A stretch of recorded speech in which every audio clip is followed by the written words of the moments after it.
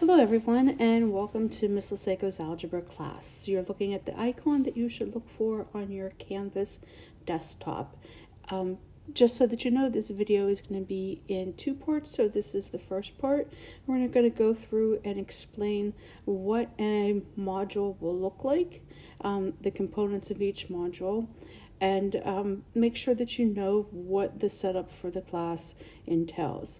Even if you had virtual algebra last semester with me, please make sure that you watch the video because there are some things that have changed based on feedback of teachers and students and parents that help me make me look at the class to be able to be streamlined a little bit for this semester.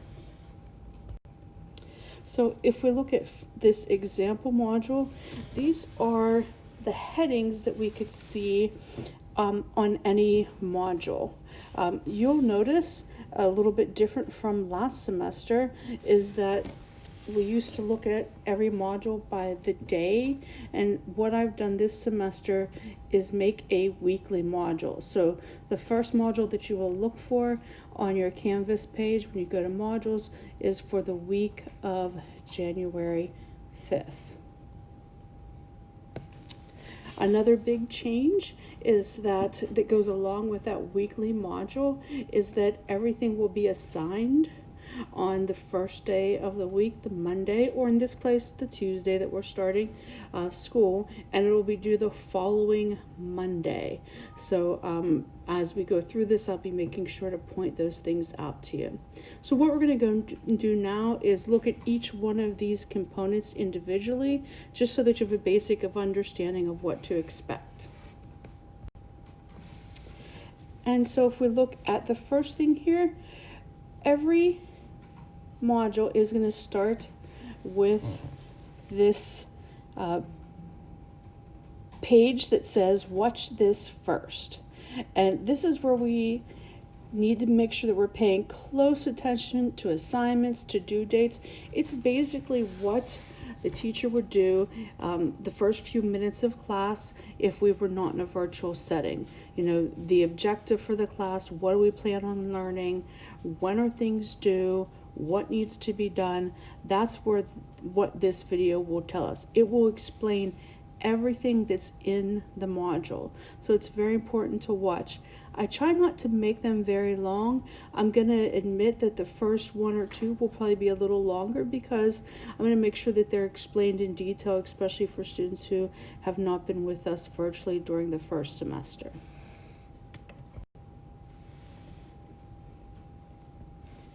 The next part of the module is going to be video and notes. And so this is something that you want to start early in the week. You want to, as you're going through, you want to keep track of problems that you don't understand so that you can bring them to Zoom sessions. So ideally, you're starting this on Monday, and you will need, if you have not done so already, you will need to go to the Carmel High School bookstore and you will need to obtain an algebra notebook. The algebra notebook has my name on it. And if you need information on how to do that, to go to the bookstore, go to the announcement section in your Canvas page. I sent out an announcement with all the detailed information. For the first module of January 5th, you'll see that I didn't know who would have the notebook right away, so I've kept it so that every time that I use something, I put a PDF in there. And so you can choose to print out the problems, or these problems are such that you can very easily review or write down on a blank sheet of paper. So what I have for each thing is a video that goes through and explains the major concept, and a PDF that has the blank problems in there for you to use. And like I said, that's really just your preference. But please note that also I give the about time for each video, so when you're planning, you know how much time you need to take one video. And I really try to keep them anywhere from like 8 to 12 minutes so that it kind of chunks the information, not very overwhelming at any one time.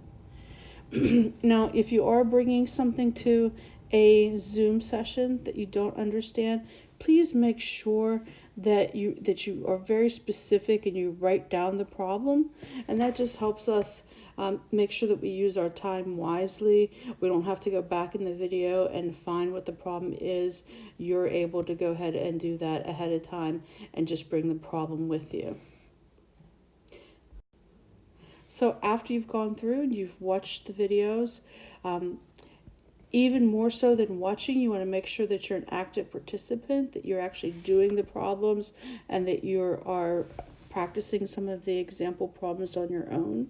Students last semester found out very quickly that it was easy to watch the videos and think the concepts were easy, but then when they got to the assessments and had to do the problems on their own, they really struggled. So please make sure when you're in that video and notes section that we just talked about, that you're actively working the problems, not just watching. After you do that, we are on to the formative assessment.